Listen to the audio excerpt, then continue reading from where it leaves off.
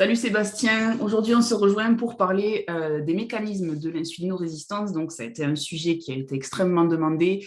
Avec les deux dernières publications que j'ai faites, j'ai vu pas mal d'engouement au niveau des commentaires. Donc on va essayer de vraiment bien leur exposer qu'est-ce que l'insulinorésistance avec des mots un petit peu plus simples qu'à l'accoutumée. Et puis également, qu'est-ce qu'on peut faire, parce que c'est surtout ça qui est important, qu'est-ce qu'on peut faire pour renverser la vapeur, en fait. À la fois pour prévenir la chose, notamment quand il y a des antécédents familiaux, parce que tu as des familles de diabétiques, et puis à la Ouais. fois quand c'est déjà installé, parce que moi, je reste persuadée qu'on peut toujours améliorer les choses naturellement. Donc, on a scindé cette vidéo en plusieurs parties. On va partir du plus simple pour aller jusqu'au plus concret, ce que vous pouvez mettre en place concrètement au quotidien. On va commencer par vous expliquer ce qu'est l'insuline et ses rôles, parce que c'est vrai que c'est une hormone qui est vachement diabolisée, alors que pourtant elle est extrêmement importante, notamment dans la On en a communauté. besoin, ouais. Ouais, on en a, enfin, comme toute hormone, en fait, le corps ne va pas synthétiser un truc, donc il n'a pas besoin. Mais c'est vrai que dans la communauté cétogène, low carb, on lui a vachement tapé dessus. C'est bien dommage parce que c'est mal comprendre en fait ses intérêts pour la santé. Donc, alors pour commencer, qu'est-ce que l'insuline? Donc l'insuline, c'est une hormone peptidique, c'est-à-dire qu'elle est formée à partir des acides aminés. Vous avez deux types d'hormones. La deuxième catégorie, ce sont les hormones stéroïdiennes. Au niveau de ses rôles, c'est une hormone qui sert principalement à stocker l'énergie, d'accord? Donc à la fois avec le glucose, mais aussi les acides gras, puisque pour former par exemple des triglycérides, vous avez besoin à la fois de glycérol et d'acides gras. Donc, elle sert de stockage énergétique et c'est une bonne chose parce que dans une vie où on n'a pas une abondance alimentaire, il y a des périodes où il faut qu'on s'alimente davantage pour faire des réserves, pour justement les périodes où il va y avoir un petit peu moins d'alimentation à disposition. Donc, ça, c'est son rôle premier, principal, stockage énergétique. Elle a aussi un rôle très important d'acheminement des nutriments jusqu'aux cellules. Donc, c'est beaucoup la question du glucose, mais on oublie très souvent de parler des acides aminés. Donc, elle a quand même un rôle dans la synthèse protéique qui est extrêmement important. Et puis également, l'insuline, c'est ce qui sert à maintenir la glycémie en tandem avec le glucagon. C'est-à-dire que le glucagon va avoir une tendance hyperglycémiante quand la glycémie diminue trop. Et à l'inverse, l'insuline a un rôle hypoglycémiant, justement pour faire que cette glycémie soit toujours dans une baseline, on va dire, régulière. C'est ça qui est très important à retenir aussi. Donc voilà, elle est très très importante. Et ça va également jouer à la fois sur la pression osmotique parce que avec cette action d'enlever le glucose dans la circulation sanguine pour aller le mettre dans les cellules, ça va permettre également de diminuer la pression artérielle. Et d'ailleurs, on va y revenir parce que justement, quand il y a insulinorésistance, donc le glucose reste plutôt dans la circulation sanguine, ce qui peut augmenter la pression artérielle et donc donner une hypertension. C'est pas forcément le sel, je le répète. Donc voilà, elle a ses rôles principaux qui sont très importants à garder à l'esprit. Et on va désormais donc enchaîner sur pourquoi nos cellules deviennent insulino-résistantes. Donc j'ai fait un petit post à ce sujet et on va aller plus en profondeur parce qu'il y a peut-être certains termes qui vous paraissent barbares. Et du coup, Sébastien, je te laisse enchaîner sur ça. Je te file le bébé. Ouais. Bah, non, mais pour faire assez simple, en fait, comme tu disais tout à l'heure, l'insuline, elle a un rôle pour maintenir la glycémie dans une baseline. Et lorsqu'on va consommer un repas qui va être très riche en glucides, eh ben, la glycémie, elle va augmenter. Et donc, du coup, on va sécréter de l'insuline pour faire redescendre la glycémie et faire rentrer ce glucose dans nos cellules. Et donc, pour être stocké, soit sous forme de glycogène, alors glycogène hépatique dans le foie ou glycogène musculaire, ou sinon, si les stocks de glycogène sont déjà pleins, eh ben, ça va se transformer en triglycérides et ça sera stocké sous forme de gras dans les tissus adipeux. Voilà. Ok. Donc, au niveau des mécanismes, justement, tu es en train de parler de formation de triglycérides, hein, finalement, à partir du glucose. Et c'est là où, en fait, le bas blesse très souvent. C'est que si à côté de ça, la personne n'a pas une activité physique correcte, ou en tout cas la dépense énergétique n'est pas au Oui. moins équivalente à l'apport, on peut se retrouver potentiellement avec une lipotoxicité intracellulaire, puisqu'il y a accumulation en fait, intracellulaire Oui, du coup, comme les stocks de glycogène sont pleins, voilà, enfin, on ne peut plus remplir ce stock. Ce stock est déjà plein. Donc, en fait, la seule solution, c'est de les transformer euh, en triglycérides et donc de faire du stockage. Et pour simplifier un petit peu, la cellule, au bout d'un moment, elle se fatigue. Elle devient, bah, on dit résistante parce que elle est entre guillemets pleine. Elle ne peut plus recevoir de glucose. Pourtant, continue à y avoir sécrétion d'insuline pour faire baisser la glycémie dans le sang. Mais la cellule, elle en veut plus de cette énergie, il y en a trop. Donc, bah, c'est pour ça qu'on parle de résistance, parce que il faut de plus en plus d'insuline, on sécrète de plus en plus d'insuline pour tenter de faire rentrer ce glucose dans la cellule, mais il rentre plus, c'est trop tard, c'est plein.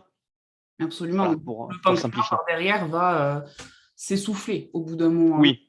Parce que pour les DT2 les plus poussés, tu as parfois carrément le pancréas qui lâche, quoi, hein, où on en Mm, est mm. à passer à l'insulinothérapie, ce qui est d'ailleurs une erreur, parce qu'on rajoute de l'insuline, Ah bah oui. alors que déjà les cellules envoient le signal qu'il faudrait stopper le problème, Mm. quoi. C'est ça qui est fou quand même avec cette prise en charge du diabète, qui est quand même super mal faite, quoi, je trouve. Et à la fois dans l'allopathie que dans les médecines naturelles, parce que tu as aussi certains naturopathes qui vont essayer naturellement, par exemple avec la berbérine, de forcer cette entrée du glucose. Le problème reste le même en fait. Donc Ouais. c'est vrai que ça, c'est un gros point noir qu'il faut souligner. C'est pas du tout la bonne méthode. Il faut pas prendre le problème dans ce sens-là. Je voulais ajouter quelque chose à ce que tu as dit, mais j'ai complètement oublié ce que c'était. Ça me reviendra sûrement. Donc effectivement, il y a cette accumulation en fait. Il faut vraiment voir ça comme un Oui. grenier qui devient plein au bout d'un moment. Et bon, il faut faire le ménage. Comment on fait le ménage? Ah, ah. Bah, comment on fait le ménage? Il y a déjà. Alors, peut-être un point sur.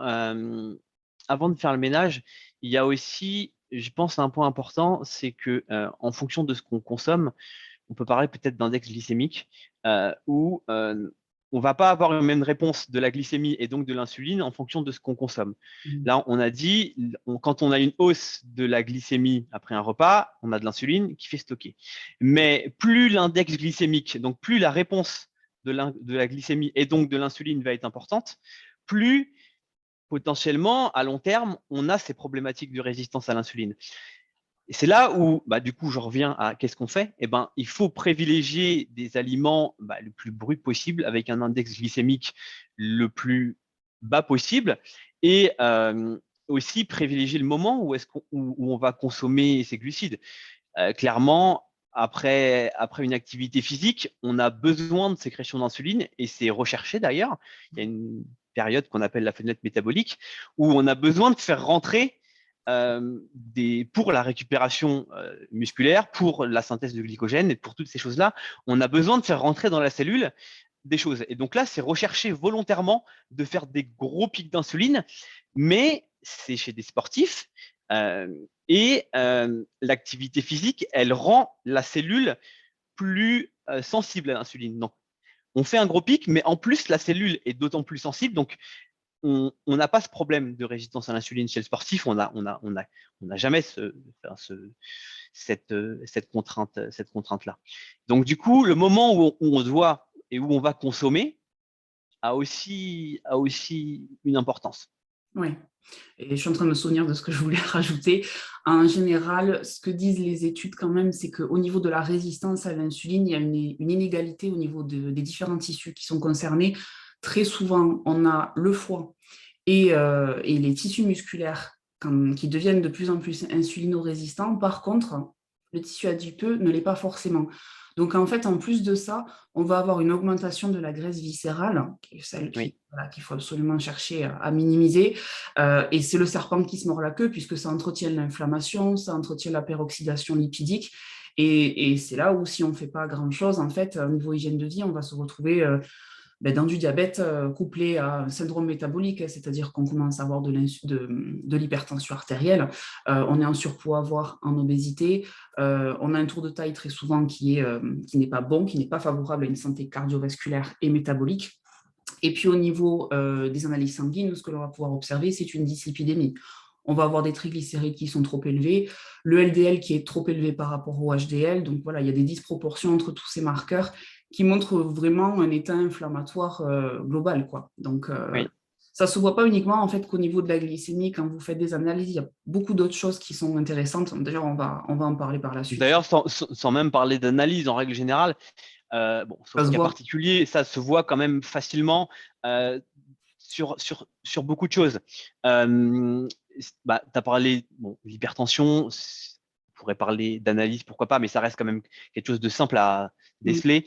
Un tour de taille, c'est pareil, une prise de poids qui ne fait qu'augmenter ou une perte de poids qui ne s'enclenche pas alors que la personne mange peu en termes de calories. Enfin, toutes ces petites choses-là, c'est des choses, même sans analyse, où il est possible de voir que la personne elle a un souci avec l'insuline. Oui, oui.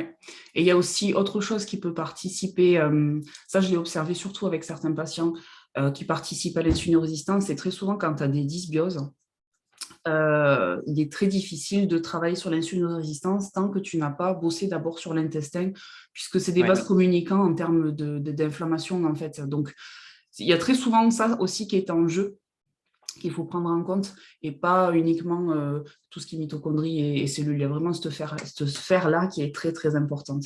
Et après, également, aussi, je voulais rajouter concernant cette lipotoxicité cellulaire, hein, cette accumulation de lipides intracellulaires, ce qui va se passer, c'est qu'ils vont s'oxyder, parce que je rappelle que les acides gras sont quand même assez prompts à l'oxydation, et donc vont en pâtir les mitochondries à l'intérieur, qui sont les usines énergétiques de la cellule, qui vont dysfonctionner. Et il y a eu des études qui ont montré que la biogénèse mitochondriale, donc la création de nouvelles mitochondries au sein de la cellule, diminue quand il y a peroxydation lipidique. Donc en plus de ça, c'est encore un cercle vicieux, puisque la petite usine dont on a besoin pour justement brûler ce que l'on consomme, ce qui entre dans la cellule, n'est plus brûlé parce qu'il n'y en a pas assez, donc c'est à nouveau stocké et ainsi de suite. Et voilà, c'est vraiment des cercles vicieux qu'il faut arriver à briser.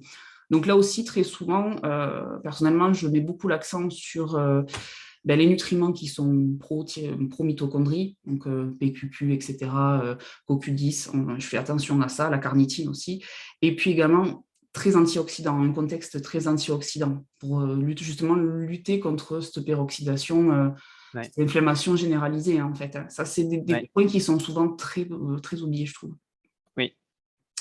Et puis l'hypothyroïdie aussi, ça va très souvent ensemble. Ouais. Insulinorésistance et hypothyroïdie. Alors, l'œuf ou la poule, hein, c'est ça qui est un peu, tu vois. Souvent, il y en a, c'est pas toujours systématique. Tu en as un qui arrive en premier, puis l'autre ensuite. Enfin, moi, j'ai observé les deux phénomènes. Je sais pas toi, mais Ouais. Ouais, si, c'est l'un ou l'autre. Enfin, l'un et l'autre, mais l'œuf de la poule, ouais, c'est difficile ouais, je sais pas qui est de arrivé en voir. premier, mais c'est sûr que ça Ouais. s'entretient en tout cas. Ça, c'est Ouais. certain.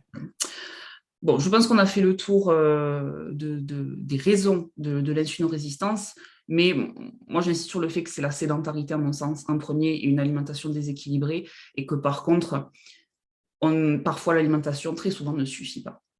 Ça, Ouais. je suis assez claire là-dessus.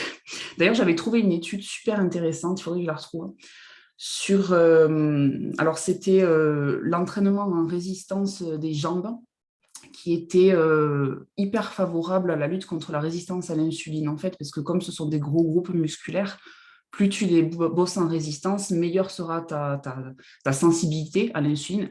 Elle était vraiment super intéressante. Donc, ça montre bien l'intérêt de travailler sa masse musculaire et de la développer pour être le moins Mm. insulino-résistant possible, quoi. Bah, pour le coup, j'ai quand même la plupart des personnes que je suis, c'est des sportifs, on va dire 75%. J'ai quasiment jamais, enfin, j'ai jamais d'insulinorésistance chez les sportifs. Ouais, bien sûr, Jamais. il n'y a pas de secret. Ils ont d'autres problématiques, hein, de stress oxydatif, d'inflammation. Voilà, le sportif, il n'est pas forcément en bonne santé et il mange pas forcément de la meilleure des façons. Mais ils n'ont pas de problème d'insuline. Mm. Parce que, ce qu'on a dit tout à l'heure, c'est-à-dire que même si les repas sont pas de bonne qualité, avec beaucoup de glucides, ben, on n'a pas on n'a pas ce problème. Et en plus, comme je disais, l'insuline, elle est favorable pour le sportif. Donc, du coup, voilà, on ne rencontre pas. Par contre, chez mes autres patients, eh ben, j'ai cette problématique, bien évidemment. Et comme tu l'as dit, l'alimentation, c'est un levier. mais ce n'est pas le seul, clairement, parce que l'activité physique a une grande importance. Et c'est là où il faut vraiment arriver à se dire qu'on n'arrivera pas simplement avec l'alimentation. Il faut de l'activité physique, mais quand on dit activité physique, les gens ils ont tendance à voir aller faire un footing de 2 heures ou 3 heures de vélo, voilà. Mais c'est pas forcément ça de l'activité physique. De l'activité physique, ça peut être faire du jardinage, ça peut être faire de la danse, ça peut être marcher, ça peut être aller amener son fils à l'école à pied. Voilà, je pourrais y passer 3 heures.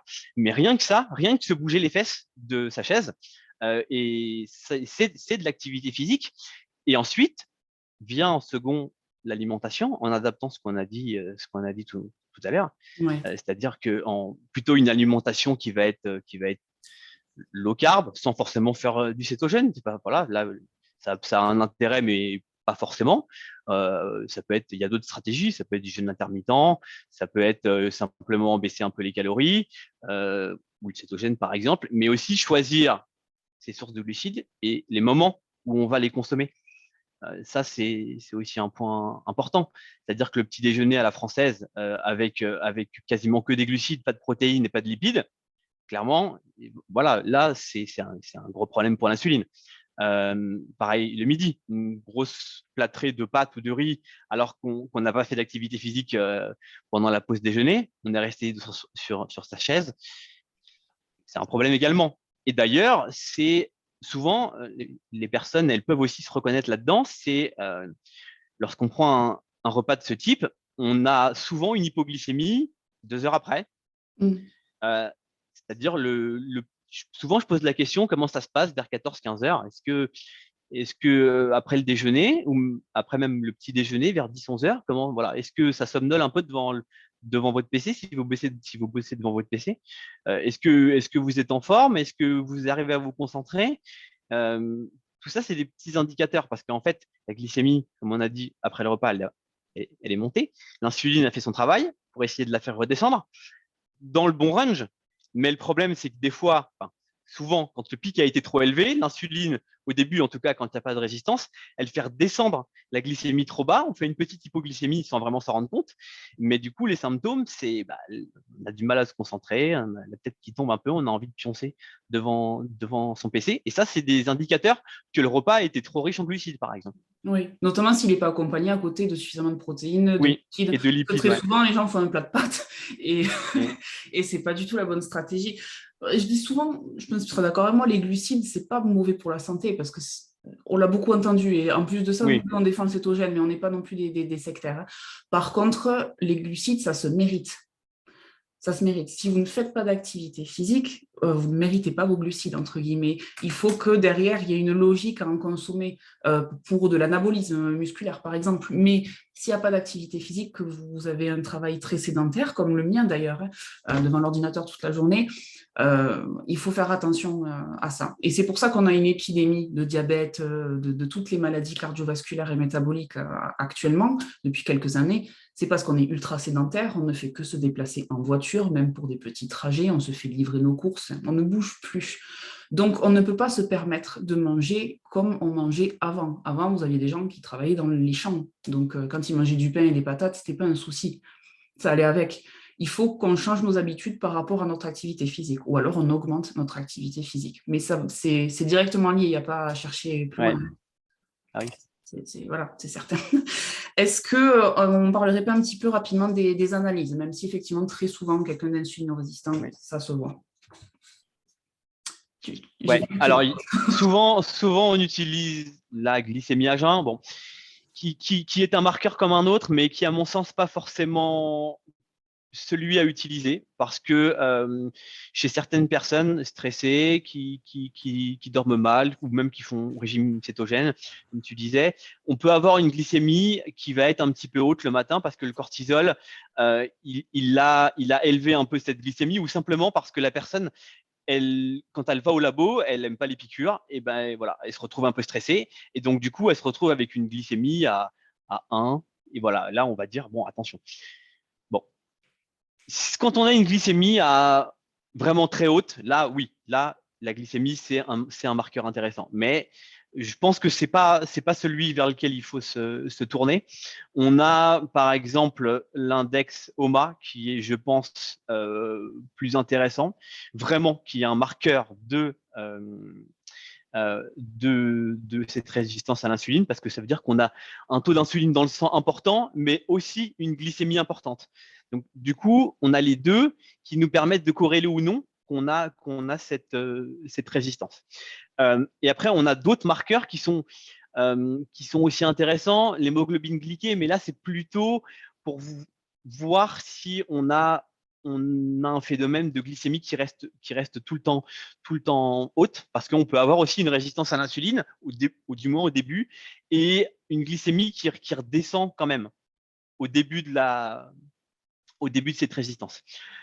Et après, les autres marqueurs que tu avais un peu évoqués tout à l'heure, triglycérides, qui vont être très élevés et qui vont avoir tendance à augmenter parce que la cellule devient résistante.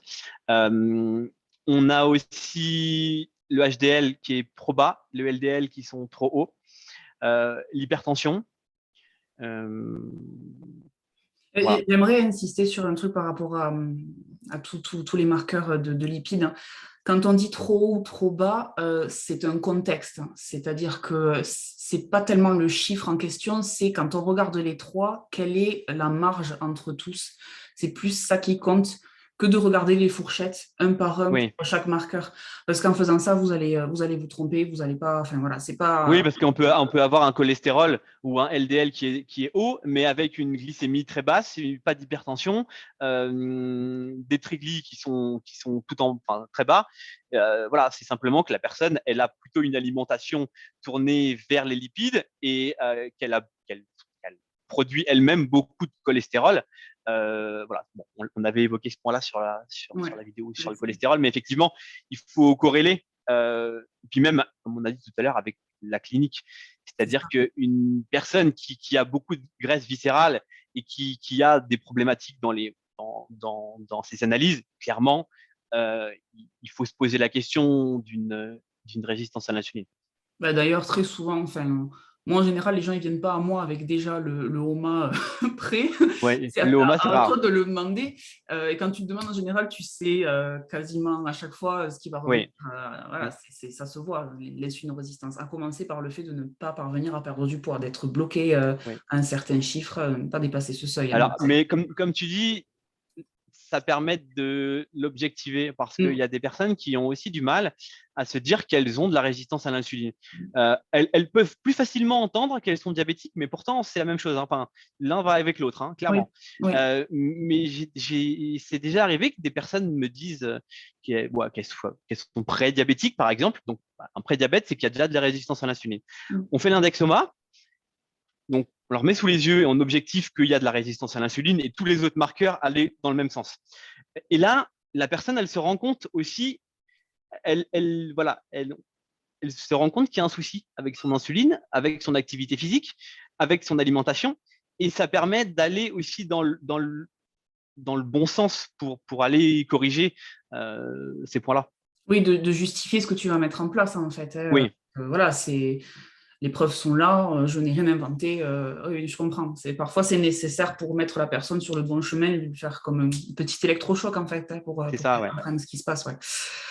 Alors, comment on fait pour éviter, si on n'a pas encore d'insulinorésistance, mais qu'on veut faire attention à ne pas en avoir, ou que, par exemple, on vient d'une famille de diabétiques et qu'on sait qu'on aurait une tendance à le devenir? Qu'est-ce que tu préconiserais en première intention? L'activité physique, clairement. Il n'y a pas. Voilà, faut pas tourner autour du pot. Si on consomme des glucides, il faut l'activité physique qui va à côté.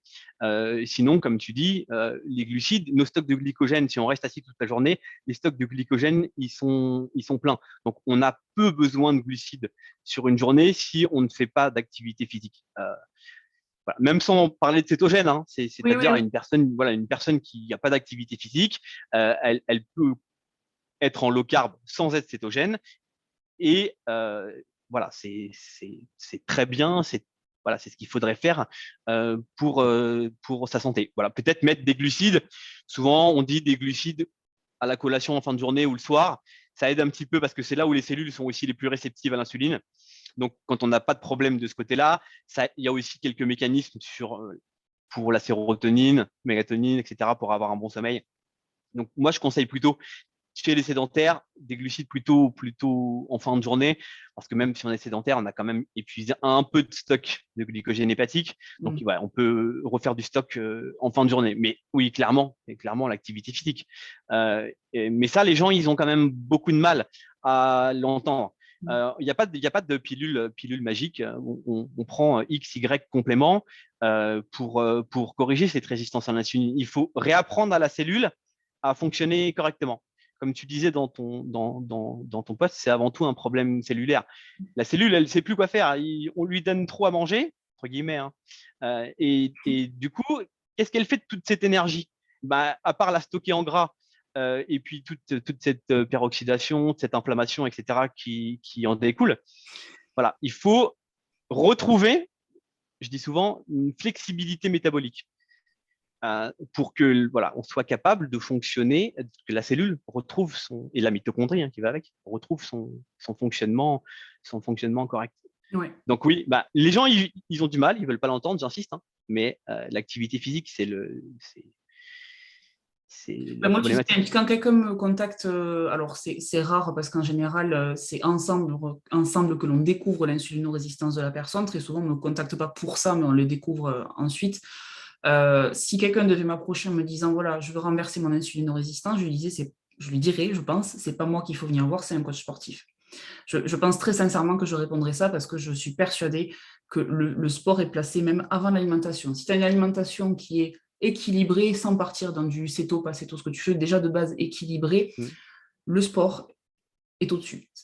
Voilà, ça, il n'y a pas à chercher. Donc oui, je dirigerai sans problème quelqu'un plutôt vers un coach, clairement. Et d'ailleurs, on voit de plus en plus d'insulinorésistance chez les enfants, même en bas âge, parce qu'ils sont de plus en plus sédentaires, clairement. Les jeux vidéo, à l'école, ils font plus d'activité physique. J'ai un petit qui a 6 ans.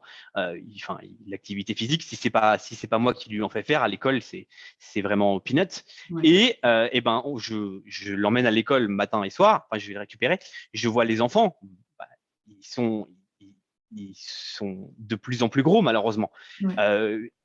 Il y a une part d'alimentation, mais il y a une grosse part de non-activité physique. Et les études montrent d'ailleurs que au niveau performance sportive, les enfants, ça va plutôt décroissant là, sur les années qui sont passées. Et donc, du coup, forcément, on a des adolescents et des adultes qui sont résistants à l'insuline, avec toutes les pathologies qu'on a évoquées, qui sont des maladies de civilisation.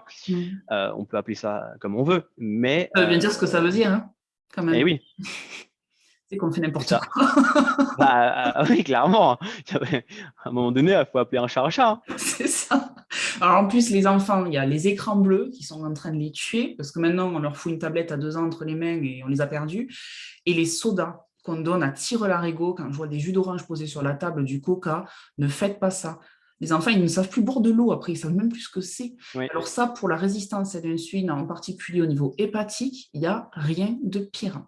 Vous leur fabriquez du foie gras, donnez-leur de l'eau. Pareil pour les sirops de grenadine, tout ça. Non, on donne même de l'eau. Même souvent, je vois des jus de fruits au petit déjeuner, mais non, c'est pas une bonne pratique. Parce que comme tu dis, c'est du fructose quasi pur, il n'y a plus la matrice alimentaire, il n'y a plus les fibres, etc.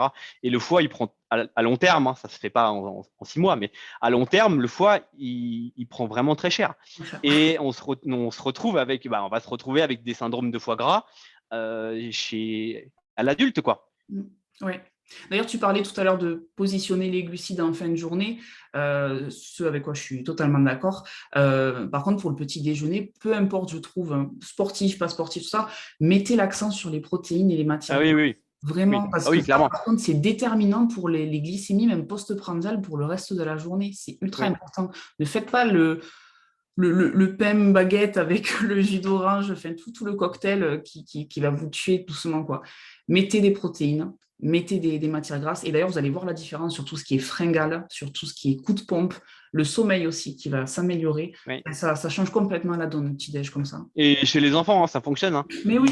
C'est pareil. Les enfants, il faut les habituer dès petits à consommer comme ça. C'est-à-dire qu'un enfant, il peut manger un œuf au petit déjeuner. Un enfant, il peut manger, peut manger un fruit, un adulte aussi, mais pas un jus de fruit, j'insiste, un fruit. Il peut Mastication. manger, voilà, il peut manger des oléagineux, il peut manger du chocolat, mais on va pas manger, ou il peut manger il va pas manger du pain, ou il va pas manger des céréales, des choses comme ça. Si on a refait ces stocks de glycogène plutôt la veille au soir, avec ce qu'on vient de se dire, on a passé la nuit à dormir, nos stocks de glycogène, ils sont pleins. Nos cellules, elles sont déjà pleines. Donc, il y a pas besoin d'aller rajouter encore des glucides, parce que de toute façon, les stocks de glycogène, ils sont pleins. Oui, oui, totalement. Ça rejoint la chrononutrition, je pense que certains en ont sûrement déjà Oui. entendu parler. C'est du bon sens, en fait. Hein. C'est vraiment que du bon sens, tout ça. Et au pire, il faut essayer. Oui. Parce que comme tu dis, en fait, au bout de quelques jours, on s'en rend. Alors, oui, quelques jours, allez, 10-15 jours grand max, chez certaines personnes qui ont quand même quelques problématiques. Mais sinon, on s'en rend compte rapidement. C'est-à-dire que vous essayez, petit déjeuner, ne serait-ce que déjà le petit déj, sans glucides, juste protéines, lipides et un fruit, why not. Et vous essayez, vous verrez votre vitalité sur la journée, la concentration, ce que ça donne, votre sommeil. Essayez et vous verrez. Mais la différence, elle est flagrante. D'ailleurs, que tu as une petite idée d'un petit déjeuner à proposer pour que les gens se sentent pas démunis. Moi, en général, un truc qui passe, je trouve mieux, la plupart du temps, c'est du saumon fumé avec de l'avocat, une poignée de noix de macadamia, ce genre de choses, plutôt que de dire directement, comme moi je le fais, parfois une entrecôte pour pas les brusquer. Mais bien que ce soit possible, si vous voulez tenter, allez-y. Mais déjeuner ou petit déjeuner? Petit déjeuner, ça m'est déjà arrivé. Oui, moi, ça me pose pas de problème kiff, non plus. Ça me pose pas de problème. Mais les œufs, ça passe quand même bien chez 99% oui, en général, ouais. des gens. Donc 2 œufs à la coque ou 2 œufs au plat, par exemple cuits à l'huile de coco ou avec du ghee. Yaourt, si la personne elle tolère bien les produits laitiers, ça peut être un yaourt de brebis chèvre. Poignée d'oléagineux, comme tu as dit, noix de macadamia, amandes, là c'est pareil, suivant les problèmes digestifs et tolérance de la personne. Un fruit, en règle générale, je laisse quand même le fruit le matin, c'est pas Oui, ça obligé. dépend de la personne et puis ça dépend Voilà, de fruits aussi. Entre 2 oui. bananes et quelques myrtilles, tu as tout un monde. Hein. Oui, voilà. On est bien d'accord. Chez le sportif, ça va plutôt être une banane, Voilà. voire parfois même il faut rajouter un peu de pain parce que la personne, voilà, quand on a 4000 calories à les combler, il faut quand même aller les chercher. Mais chez un sédentaire, un kiwi ou une clémentine quand c'est la période, voilà, c'est pas. Et donc avec ça, on a les protéines dans les œufs, dans les oléagineux. On a des lipides aussi, pareil, dans les oléagineux. Un peu de glucides dans le fruit. Oui. Et avec ça, on tient jusqu'à midi, sans problème. Totalement. Donc voilà, vous avez un petit exemple. Et puis, on va terminer avec que faire quand l'insulinorésistance est déjà installée. Parce que là, on venait de parler de prévenir un peu la chose, mais quand elle est vraiment installée et surtout carabinée, ce qui est souvent le cas, qu'est-ce qu'on peut appuyer davantage que ce qu'on vient de dire. Moi, en général, ce que je dis, c'est qu'il faut coupler à la fois le renforcement musculaire et l'activité cardio, et non pas que sur les petites activités quotidiennes. Là, il faut vraiment aller faire du sport pour de vrai. Mais en fait, il faut vider ces stocks de glycogène. Ouais. Parce qu'on en revient à la même chose. Tant que les stocks sont pleins, la cellule, elle n'en a rien à faire de ce qu'on lui donne à manger. Parce que c'est bloqué, entre guillemets. Je simplifie un peu. Mais... Donc, il faut vider ces stocks de glycogène. Et pour vider ces stocks de glycogène, il faut plutôt des activités type HIIT, un peu de renforcement musculaire, avec un peu d'intensité. Mais là, c'est pareil. Il ne faut pas s'imaginer aller à la salle de sport pendant 3 heures et puis plus pouvoir rien faire pendant 3 jours. Il y a des petites vidéos qui existent sur YouTube. Vous faites ça dans votre coin si vous ne voulez pas aller à la salle de sport. Vous faites ça même 15-20 minutes au début sur une journée ou tous les 2 jours. Après, vous allez peut-être y prendre goût et voilà, augmenter. Souvent, on y prend goût. Oui, je veux l'avouer, mais il n'y a pas de raison. Et après, le coupler effectivement avec l'activité physique, avec l'activité plutôt en endurance. Mais là, ça peut être de la marche, pas forcément courir. Ça peut être du vélo pour retrouver ce que je disais tout à l'heure, la flexibilité métabolique à brûler ces stocks de lipides aussi. Parce que d'un côté, on a la filière du glucose et des glycogènes, du glycogène plutôt sur des activités physiques intenses. Et de l'autre côté, tout ce qui va être plutôt endurance, où on va aller brûler plutôt la filière lipidique. Oui. Et je rajouterais que ce qui compte surtout quand on entame cette procédure, c'est d'être régulier et assidu. Si on fait une fois par semaine et puis qu'après, 2 semaines après, ça ne va pas fonctionner. Il faut Non. vraiment de la régularité. Votre corps, enfin, une insulinorésistance, mine de rien, ne peut pas s'installer en 3 jours. C'est un processus long quand même, mine de rien. Donc souvent, vous couvez ça depuis longtemps. Ouais. Le processus inverse, c'est pareil. Et d'ailleurs, c'est valable pour n'importe quel problème de santé. J'en profite Ouais. pour le dire.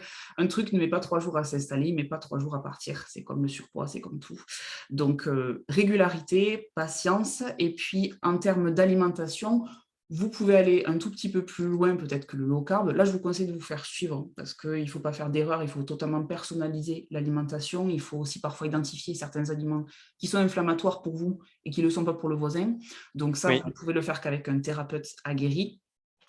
Et puis également, une fois que la nutrition est bien scellée, bien calibrée, et également l'activité physique, là, on peut envisager certains compléments alimentaires qui ne sont pas des brûles-graisses, qui ne sont pas des trucs miracles ni quoi que ce soit, mais on peut venir soutenir le travail cellulaire avec certains compléments alimentaires. On parlait tout à l'heure de soutenir les mitochondries, tout ce qui est coenzyme Q10, tout ce qui est carnitine, etc. Ça peut venir combler l'alimentation. Mais par contre, ce ne sont pas des produits miracles. Si derrière l'hygiène de vie ne suit pas, ça ne sert à rien. Voilà. Et Oui, puis travailler clairement. sur l'intestin aussi. Hein. Enfin, moi, c'est un truc que je remarque systématiquement avec l'hypothyroïdie. C'est souvent le Oui. trio infernal. Hein. Donc, il y a très souvent des carences nutritionnelles à combler, gestion du stress, meilleur sommeil, le rythme circadien à bien remettre. Parce que très souvent, les gens dorment pas assez ou pas suffisamment en profondeur. Ils ne vont pas dans des sommeils profonds. Donc, le corps est en état de stress permanent. Et je rappelle que le stress égale cortisol. Cortisol égale aussi glycémie qui augmente. Donc, besoin en insuline. Voilà, c'est le truc qui ne s'arrête jamais. On a tout dit, non? Ouais, je pense. Je pense aussi, hein, il me semble. La restriction calorique aussi, tout ce qui est jeûne intermittent, mais ça, pareil, moi, je conseille de le voir avec un pro plutôt que de se lancer tout Oui, seul. clairement, parce que les gens, ils ont tendance en plus à sauter le petit-déj et je pense pas Voilà, que ce et soit moi, celui-là qu'il faut sauter. Il faut plutôt sauter le dîner, c'est c'est quand même ça. plus intelligent. Mais là, c'est pareil, ça fonctionne pas avec tout le monde. Après, c'est un coup à choper des troubles du comportement alimentaire. C'est un coup à avoir des problèmes de neurotransmetteurs parce qu'on n'a pas assez d'acides aminés et parce que la personne ne va pas manger assez de protéines sur sur ses autres repas. Ça peut fonctionner un temps. Euh, mais je pense qu'il faut se faire suivre, un peu comme avec le cétogène, c'est pareil. C'est ça. Euh, le low carb est quand même, à mon sens, plus simple pour Mm. si on veut fonctionner tout seul.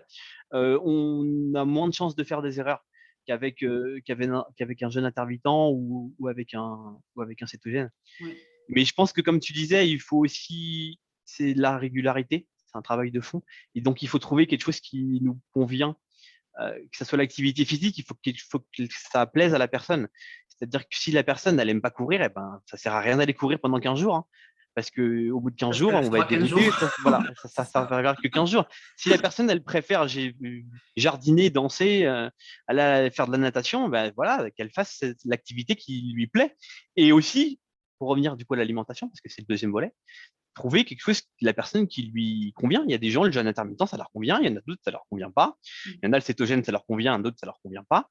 Voilà, il faut trouver ce qui vous convient pour pouvoir le tenir sur le long terme. C'est ça qui est important. Et puis prendre du plaisir aussi, parce que à un moment donné, bon, il y a peut-être des petites difficultés au début pendant quelques semaines, mais une fois que la sensibilité à l'insuline elle est retrouvée, voilà, il faut aussi savoir prendre du plaisir dans ce qu'on fait et dans ce qu'on mange. Oui, et puis de toute façon, normalement, tu vois tes symptômes s'améliorer. C'est-à-dire que typiquement, par Oui, exemple, les coups de barre après les repas, tu les as plus. Bon, tu te sens mieux, tu dors mieux. Tu dors mieux, donc tu as plus d'énergie, donc tu es plus enclin à aller faire du sport et manger bien parce que tu es fier de toi. Enfin, après, on rentre pour le coup dans un cercle vertueux, mais il faut accepter à un oui. moment donné que ça va passer par un changement d'hygiène de vie, c'est obligé parce qu'on n'en arrive pas à ce stade-là sans raison, hormis cas pathologiques autres. Hein, je ne parle vraiment pas d'autres cas spécifiques. Mais après, on se sent largement mieux et très souvent, après, les gens deviennent addicts au sport. N'est-ce pas? Ah oui, je suis un cas particulier, mais C'est assez classique, donc c'est pour ça que ça me fait rire parce que les gens n'aiment pas entendre cette vérité, puis après, ils te disent 2 mois après, je m'éclate, j'adore aller à mon cours de Zumba, de je ne sais Ah quoi, ouais, ouais. je prends du plaisir à manger, je dors comme un loir, enfin voilà. Il faut accepter de sauter le pas, faire confiance à son thérapeute qui te dit, ça va le faire. Ouais, c'est ça. Je pense qu'il faut se bouger au début, vraiment. Il faut être motivé. Et puis, une fois que on s'est décidé, il faut y aller. Et au bout de quelques semaines, ben, on La a magie opère. tous les bénéfices, ouais. Totalement. On a terminé. Si Yes. vous avez des questions, n'hésitez pas à les mettre en commentaire. On y répondra tous les deux. Et puis, on va préparer d'autres vidéos du coup, parce que je sens que ça plaît. Allez, avec plaisir. Allez, ciao Sébastien, À merci. bientôt. Ciao.